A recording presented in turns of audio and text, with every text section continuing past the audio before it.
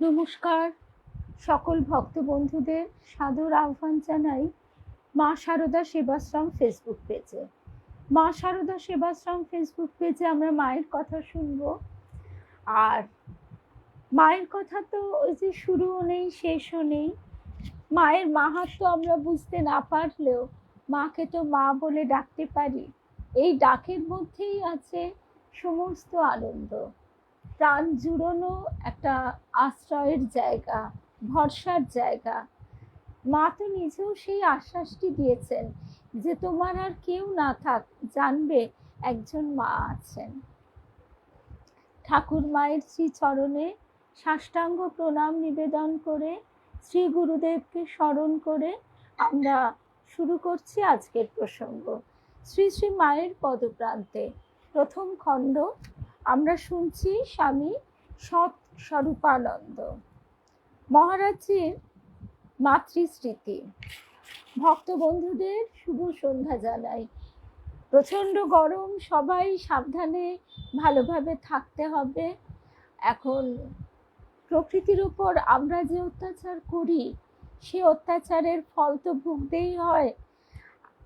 সুতরাং কিছু করার নেই, অভিযোগেরও কোনো জায়গা নেই।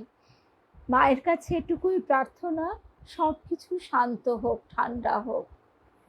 কারণ এবার শোনা যাচ্ছে যে বৃষ্টিও নাকি খুব কম হবে এবং আরও সব বিভিন্ন কারণে খরার প্রাদুর্ভাব দেখা দিতে পারে। তো সুতরাং আমাদের মায়ের কাছেই প্রার্থনা যে মা তুমি আমাদের রক্ষা করো। কলিতে বারবার বলা হয় 3 ভাগ পাপ 1 ভাগ পুণ্য। সেই পুণ্য পথে, আলোর পথে, শুভর পথে আমরা যেন তোমার স্নেহের ছায়ায় এগিয়ে চলতে পারি। শুভ সন্ধ্যা। বিলাসপুরের দিদি, শর্মিলাদি, মিনাদি, রিমা, চিনুদি, রূপা, শুভ সন্ধ্যা। সকল ভক্ত বন্ধুদের শুভ সন্ধ্যা জানাই। আর আমাদের রূপা, তারও শনিবার দিনে বিবাহবার্ষিকী ছিল। অনেক অনেক শুভেচ্ছা পাঠচক্রর তরফ থেকে। এত গরম আর এত নানা রকম ব্যস্ততার কারণে আমি আর তোমাকে আলাদা করে ফোন করতে পারিনি, ওই হোয়াটসঅ্যাপে যেটুকু কথা। কিন্তু আমাদের সকলের তরফ থেকে রূপার জন্য অনেক অনেক শুভেচ্ছা। ঠাকুর মায়ের পথে সন্তানদের নিয়ে, সবাইকে নিয়ে আলোর পথে, শুভর পথে যেন এগিয়ে যায় দুজনে। সেদিনে মানে শনিবার দিন শিবপুরে পাঠ ছিল। শুভ সন্ধ্যা। ও রূপা, এই রূপাই তো, রূপা বারাত। আর আমাদের তো অনেক রূপা, আমার মনে হলো আরেক রূপাকে দেখছি। আচ্ছা, যে কথায় আমরা ছিলাম, শনিবার দিন আমাদের চ্যাটার্জি হাটে যে পাঠ ছিল শিবপুরে, সেখানে নবগোপাল ঘোষ, তার 4র্থ প্রজন্ম শ্রী সঞ্জয় ঘোষ মহাশয়, তিনি প্রত্যেক অনুষ্ঠানেই আসেন। অনুষ্ঠান বলতে বড় মা সেবালয়, সেখানে সজল ঘোষ দাদা, তিনি মানুষের সেবা তো করেনি, শিব জ্ঞানে জীব সেবা, ছেলে মেয়েদের পড়ানো, অন্নদান, তার থেকেও বড় হচ্ছে জ্ঞান দান। অর্থাৎ তাদের বাড়িতে যা হোক করে হয়তো খাওয়া জুটে যাবে, কিন্তু তাদের একটু রিফ্রেশমেন্টের ব্যবস্থা তো বটেই। তার সঙ্গে এই যে ছেলে মেয়েরা লেখাপড়া করছে, এদেরকে নিত্য সাহায্য করা, যার যেরকম প্রয়োজন সেইটি তিনি করে চলেছেন। আর ভক্ত সেবা, মাসের প্রত্যেক একটা করে দিন শনিবার নির্ধারিত হয় যে কোনো না কোনো আহ্বান জানানো হয় অতিথিকে, আর তারপর সবাই মিলে ভক্ত সঙ্গ হয়। ওই ভক্ত সংঘটি, এই ভক্ত সঙ্গ নিয়ে একেবারে ভরপুর হয়ে আছে। আর আছেন বড় মা। শুভ সন্ধ্যা কেয়া, সোমা। তা সেখানে নবগোপাল ঘোষ মহাশয় তাকে তো ভীষণই ভালোবাসি। কয়েকটি ক্ষেত্র আছে, ঠাকুরের তো অনন্ত ভাব, অনন্ত লীলা। তা সেই অনন্ত ভাবের যে ভাবটি যাকে যেভাবে স্পর্শ করে যায়, তার সেইটি বড় প্রাণের মনে হয়। নবগোপাল বাবু বলছেন তিনি আর কিছুই পারবেন না। ঠাকুর যেদিন কল্পতরু হলেন, সে কাশীপুর উদ্যানবাটিতে রামদত্ত মহাশয় নবগোপাল বাবুকে ডাকছেন, আরে আসুন আসুন এদিকে, ঠাকুর আজ কল্পতরু হয়েছেন। তখন নবগোপাল বাবু তাড়াতাড়ি ছুটে গিয়ে বলছেন, প্রভু আমার কি কিছু হবে? তখন ঠাকুর বলছেন, তুমি একটু ধ্যান করতে পারবে? তখন নবগোপাল বাবু বলছেন, না প্রভু, ধ্যান করতে পারবো না, আমি কেরানি মেরানি ছাপোষা মানুষ, আমি কতজনকে প্রতিপালিত করি, এখানে ধ্যান আমি কখন করব? আওয়াজটা একটু। তারপরে ঠাকুর আবারও বলছেন, ওই গানটা আছে না যে সাধে কি রামকৃষ্ণ পুঁজি, তাতে একটা লাইন আছে, যা বলি হন তাতেই রাজি। ঠাকুর এবার বলছেন, জপ করতে পারবে? তাতেও বলছেন নবগোপাল ঘোষ, না প্রভু, সে এত কাজের মধ্যে কখন করতে পারি আর কখন পারি না। ঠাকুর বলছেন, ওগো তুমি তাহলে এই নামটি নিতে পারবে? ঠাকুর নিজের দেহটা দেখিয়ে বলছেন।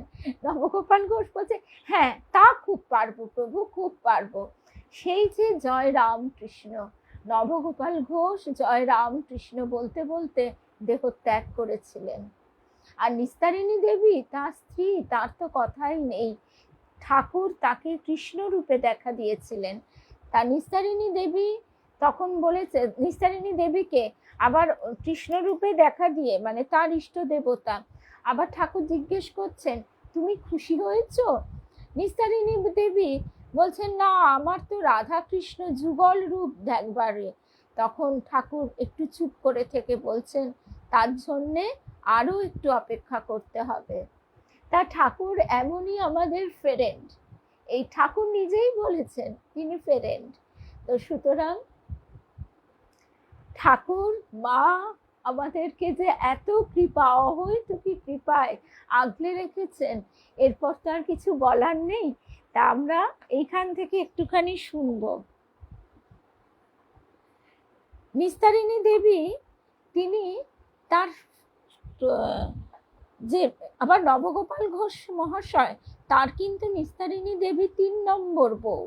আগের 2 বউ মারা যায়, তখন তো ছোট ছোট ছেলেদের বিয়ে দিয়ে দেওয়া হতো, আর তখন মৃত্যু হারও ছিল অনেক বেশি।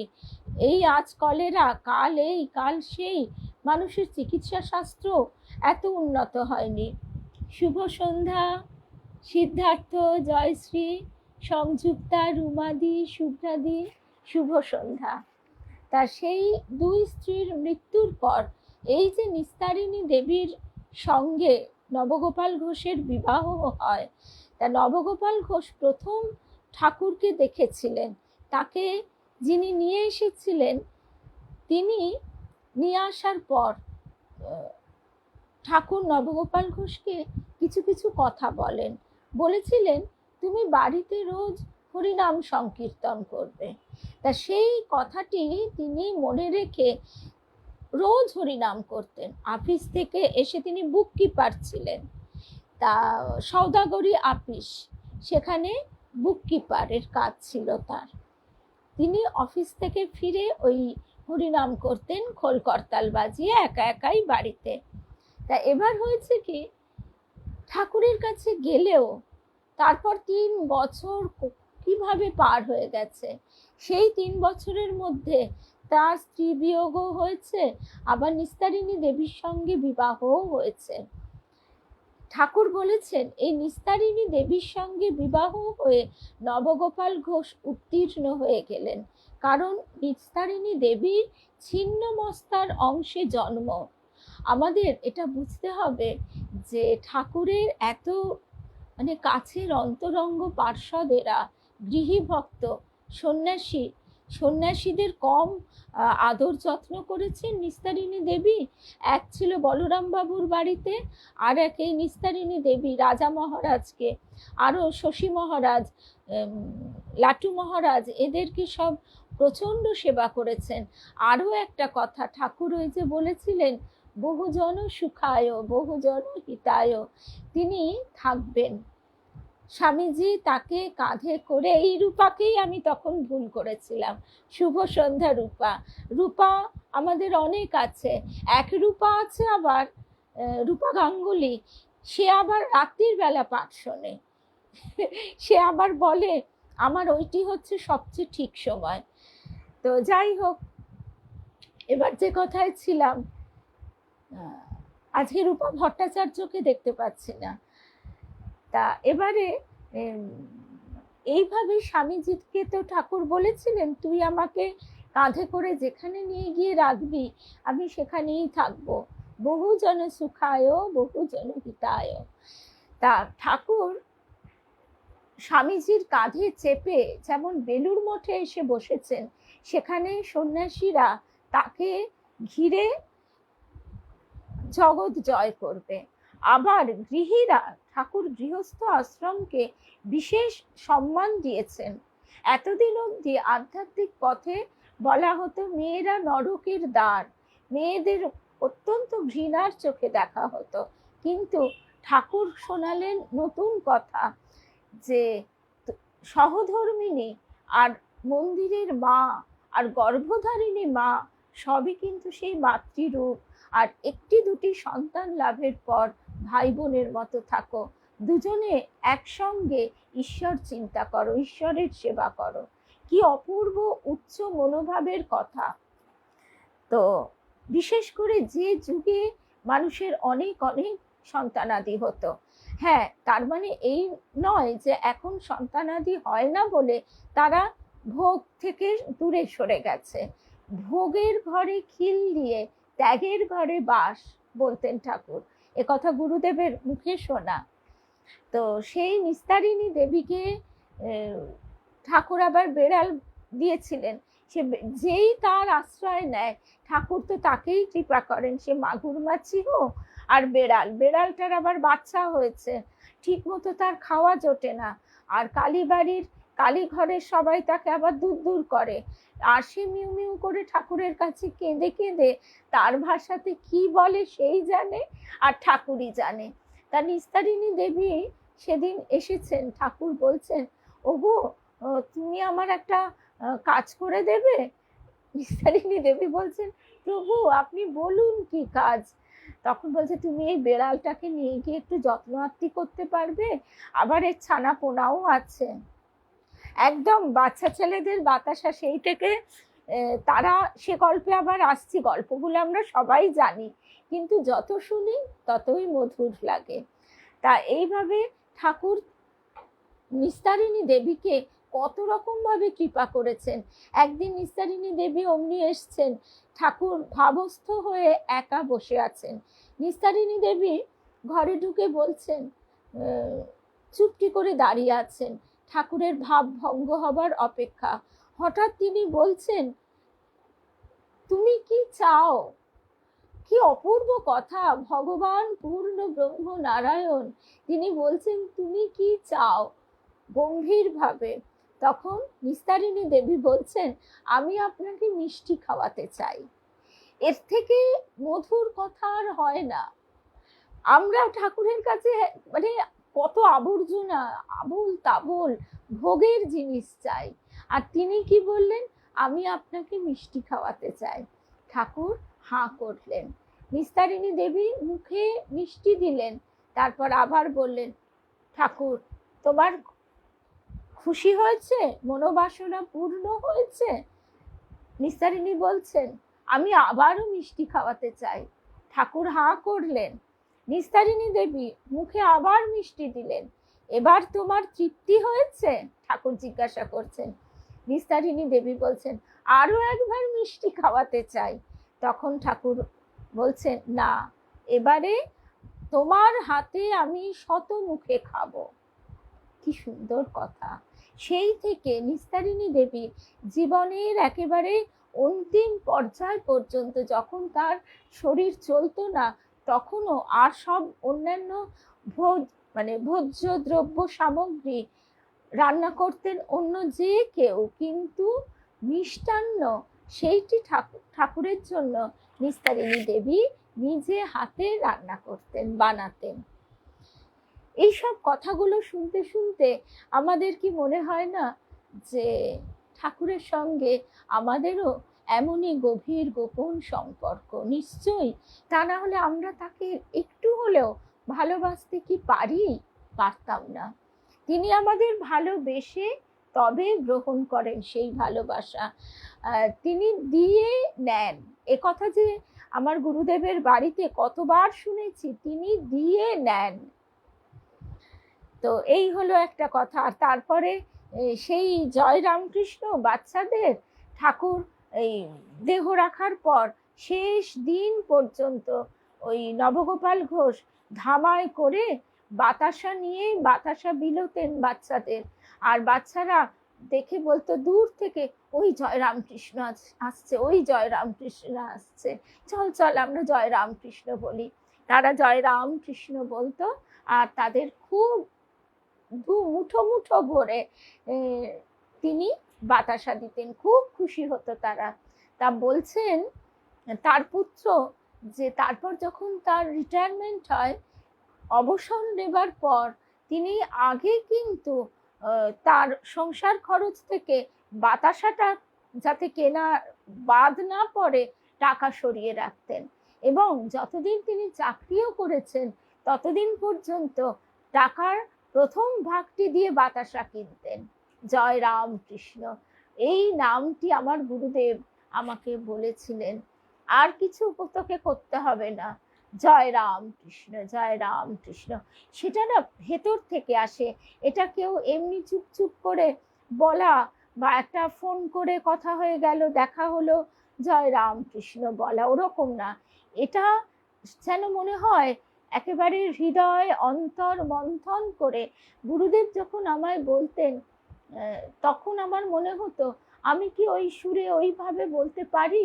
আমি বলতে তো পারি না, কিন্তু সেই বলাটা তিনিই দিয়েছেন। আর তারপরে কত কথা, কি সুন্দর সুন্দর সব কথা। তারপর নিস্তারিণী দেবী গর্ভে যখন সন্তানটি আসে, তখন প্রথম সন্তানটি বোধহয় মরেই গেল, তা যাই হোক, দ্বিতীয় সন্তানটি নাকি প্রথম সন্তানটি কন্যা হলো, এটা ভুলে গেছি। এত একসঙ্গে হুড়মুড় করে পড়ে ফেলা তো একবার, যাকে যেটা ভুলে গেছি বাদ থাক। এইবারে নীরদ বরণ ঘোষ, এই সন্তানটি গর্ভে আসতেই নিস্তারিণী দেবী তখনই ঠাকুরকে নিবেদন করে দিয়েছেন, তখনই ঠাকুরের চরণে সন্তানটিকে নিবেদন করে দিয়েছেন। সেদিন হয়েছে কি, ঠাকুর বসে আছেন আর এসেছেন নিস্তারিণী দেবী, বাচ্চাটাকে একটা কাপড়ে পুটুলি করে মুড়ে নিয়ে এসেছেন। ঠাকুর বলছেন, ওগো আমার জন্য কি এনেছ? তখন নিস্তারিণী দেবী তো ভীষণ খুশি হয়ে ঠাকুরের চরণে বলছে, এই যে এই ছেলেটি আপনার জন্য এনেছি। তখন ঠাকুর দেখে বলছেন, বাবা এখন একে তোমার কাছে রাখো, সময়ে আমি নেব। আর কি নাম রেখেছ? তখন নিস্তারিণী দেবী বলছেন, নীরদ বরণ। নীরদ মানে হচ্ছে মেঘ। তা ঠাকুর আকাশের দিকে তাকিয়ে বলছেন, আহা, খুব ভারী সুন্দর নাম, ভারী সুন্দর নাম। তা ঠাকুরকে এইভাবে সন্তানটি দিয়ে দিলেন, আর ঠাকুর সন্তানটি মাথায় হাত বুলিয়ে দিলেন। তারপর মা নিয়ে গিয়ে বাড়ি চলে গেল। মা তারপর তাকে বড় করছে। কিন্তু কি ভালো লাগে ভাবতে যে আমরাও তো মদালসারই সংস্কার বহন করছি।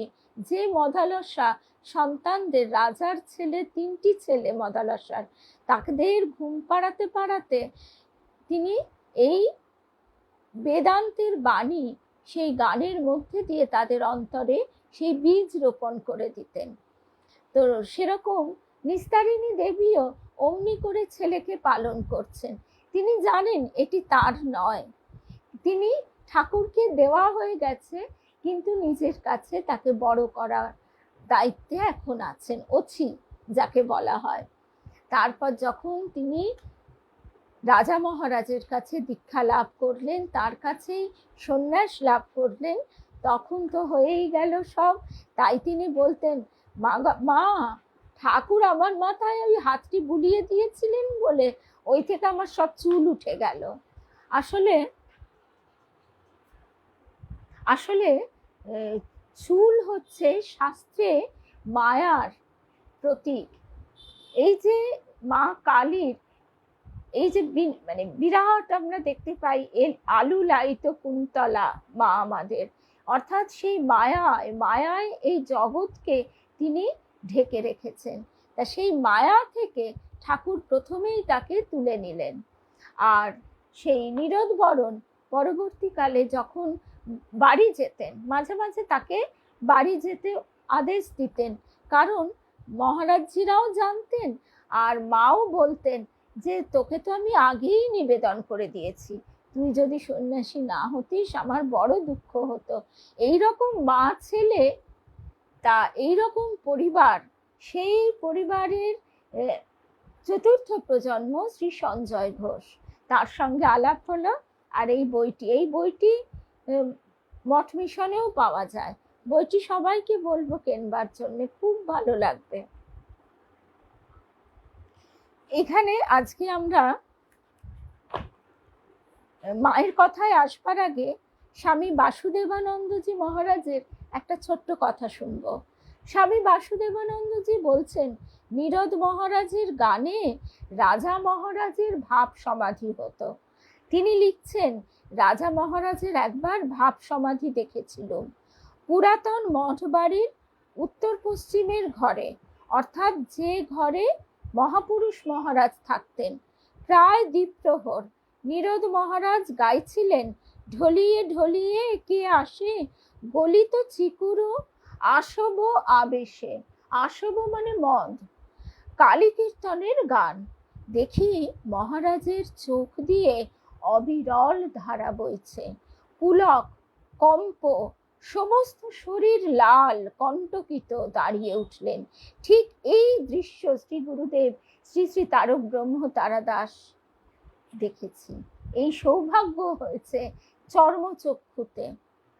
বইটার নাম এই যে নিস্তারিণী দেবী ও নবগোপাল ঘোষ, চিদ্রূপানন্দ।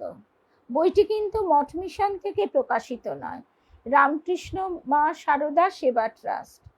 এটা নিস্তারিণী দেবী মানে রামকৃষ্ণ ভবন, ওনারাই এটা প্রিন্ট করেছেন।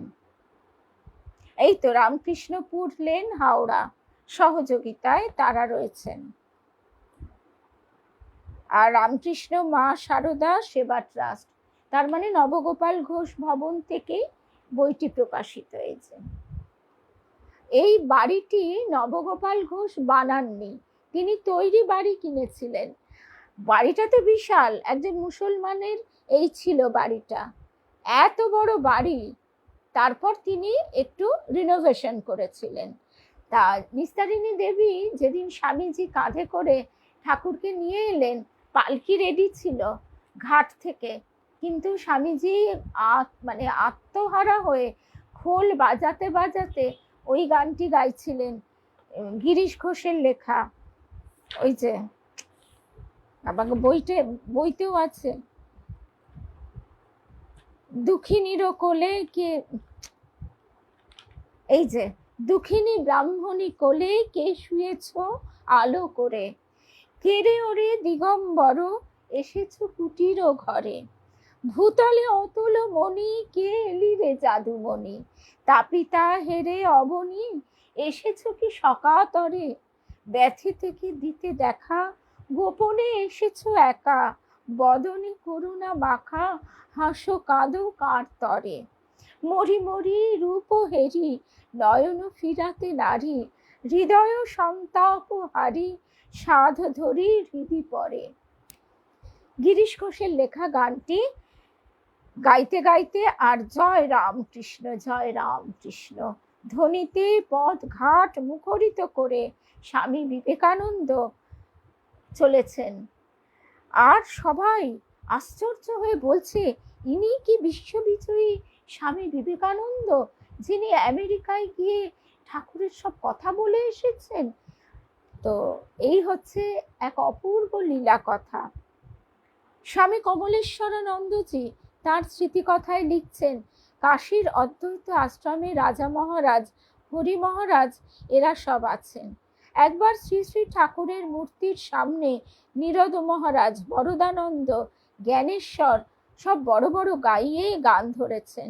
রাজা মহারাজের তাতে তেমন তৃপ্তি হচ্ছে না, তাই সহসা তিনি ঠাকুরের সামনে তার সেই প্রশান্ত চিরগম্ভীর সুস্মিত বদন, সেই বিশাল বক্ষ, বিশাল নেত্র, বিশাল উন্নত কলেবর নিয়ে আবেগ ভরে নৃত্য আরম্ভ করলেন।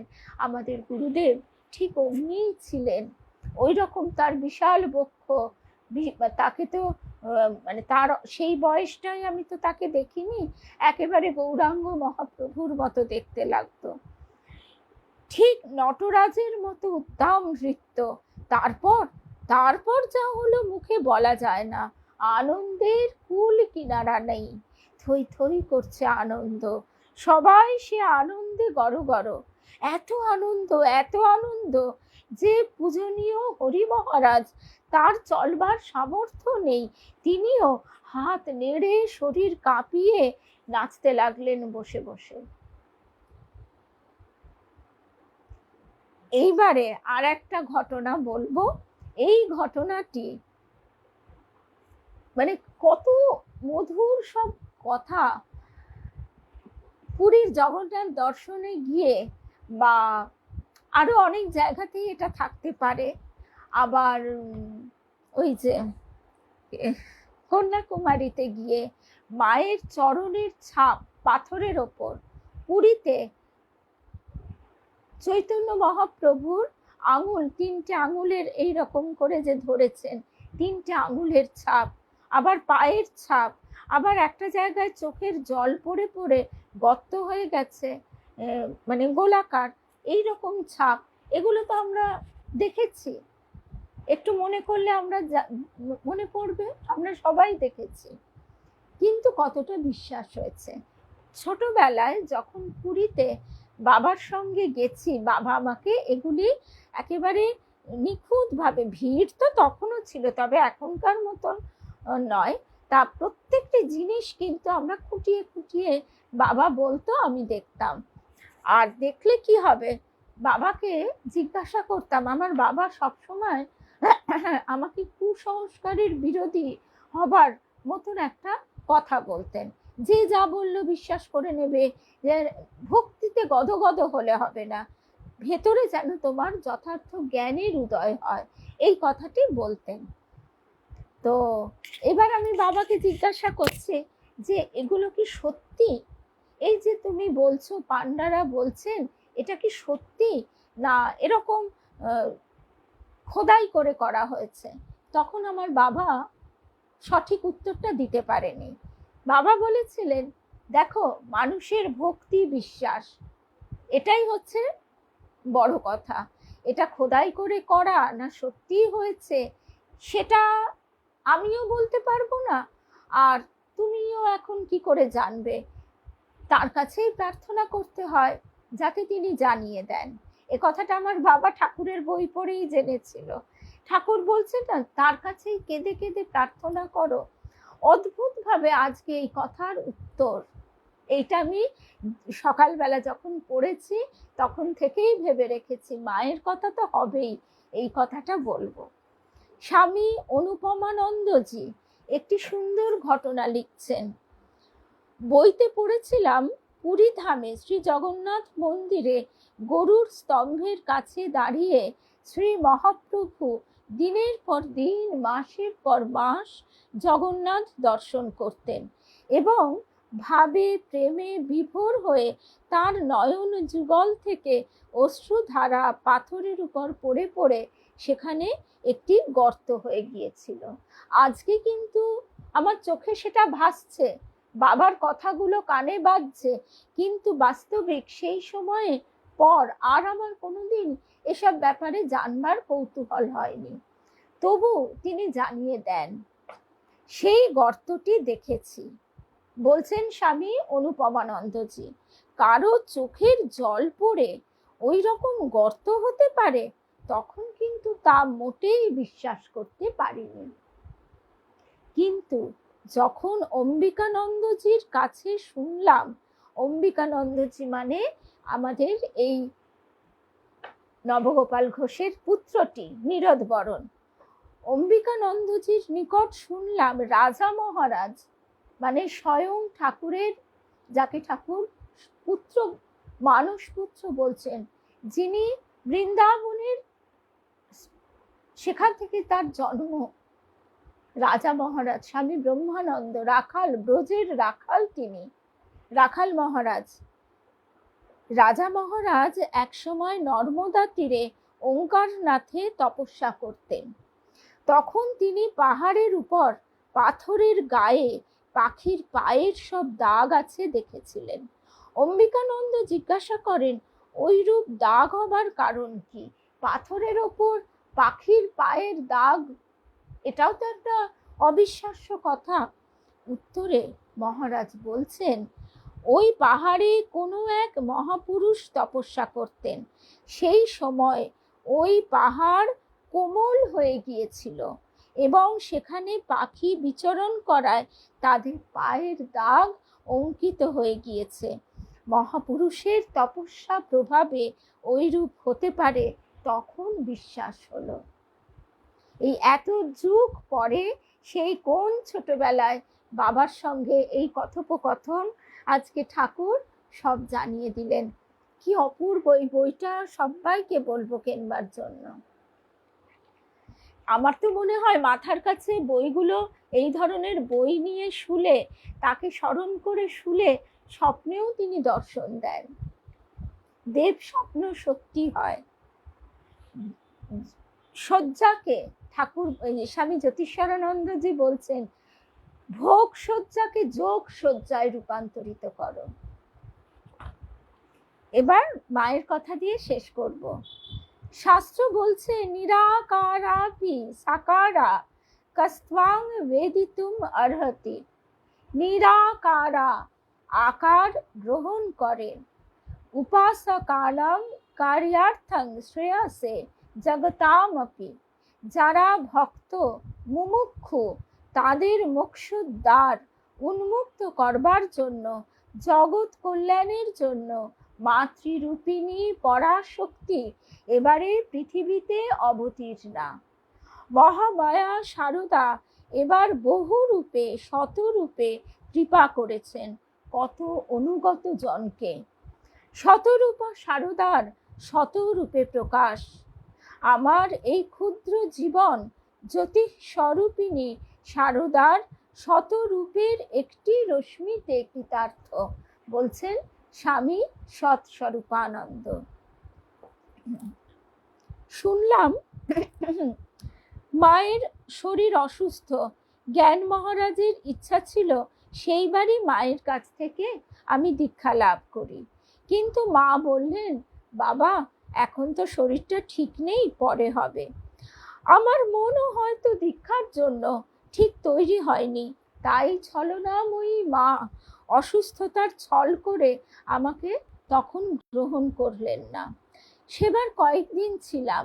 মাকে ঘরোয়া পরিবেশে সংসারের নানা কাজে কর্মে দূর থেকে অনেকবার দেখলাম, কিন্তু মনে সত্যি কোনো উচ্চ ভাবের অনুভূতি টের পেলাম না।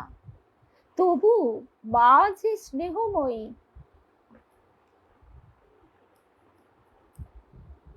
বইটা তো উল্টো দেখছো, আমি বইটার ছবি তুলে পোস্ট করে দিচ্ছি। ওই কথাটা কি বললাম, ওই কথাটাও সবাই আমরা জানি যে নিস্তারিণী দেবী স্বামীজিকে জিজ্ঞাসা করেছিলেন যে আগে এখানে ঠাকুর বসবেন তো, থাকবেন তো? স্বামীজি হেসে বলেছিলেন, থাকবেন না মানে? ঠাকুরের 14 পুরুষ কোনোদিন এরম বাড়িতে থেকেছে?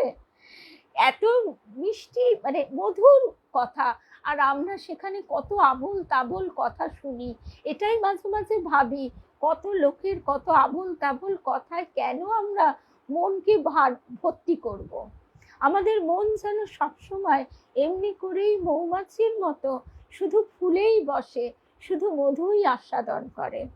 আমাদের গুরুদেব বলতেন, হৃদয়কে রামকৃষ্ণ নামের মধুতে পরিণত করো, আর সেই রামকৃষ্ণ নামের মৌচাকের মধু নিজে আস্বাদন করো আর সকলকে বিতরণ করো, তবেই তো লীলা সম্পূর্ণ হবে।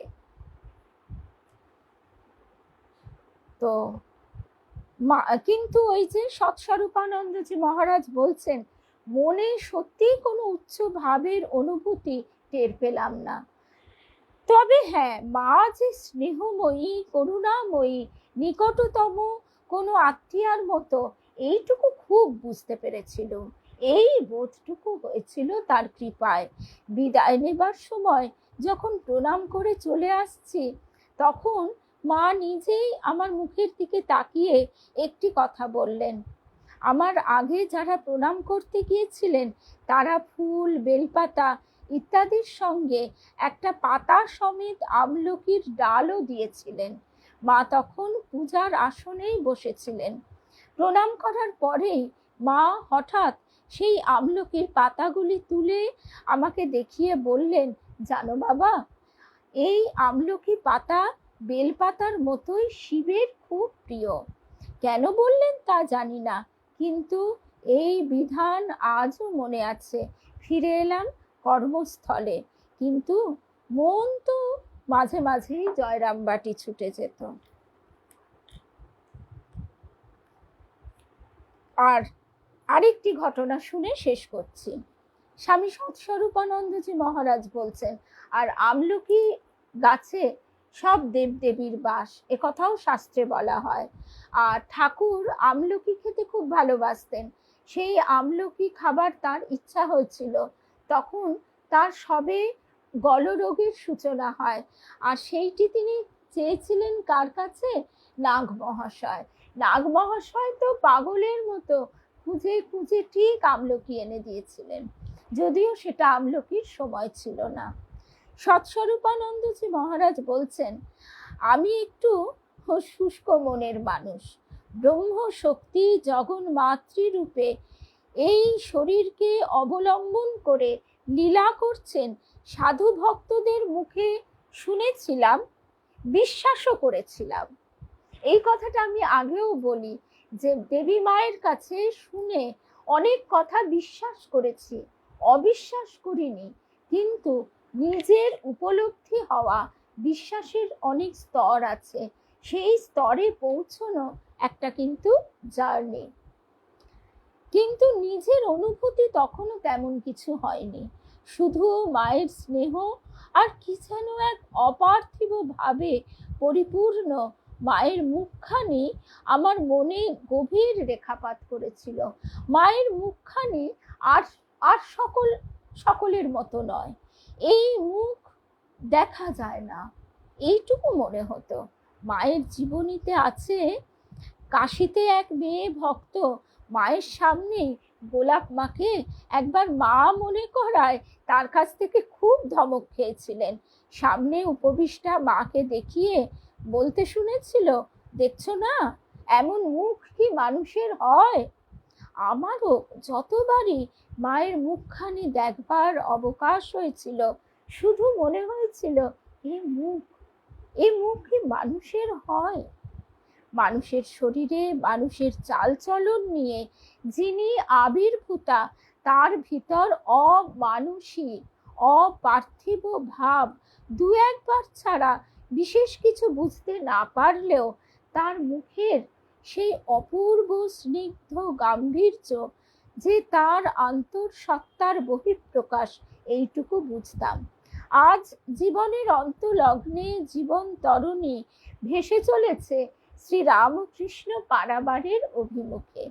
এই নৌকার হাল ধরে বসে আছেন যিনি, তার মাথার ঘোমটা মাঝে মাঝে সরে গেলে আজও দেখতে পাই সেই মুখখানি, আর সেই ভরসায় নিশ্চিন্তে পড়ে আছি তারই মুখ চেয়ে। এবার মায়ের মুখটা দেখে আমাদের সমাপ্ত।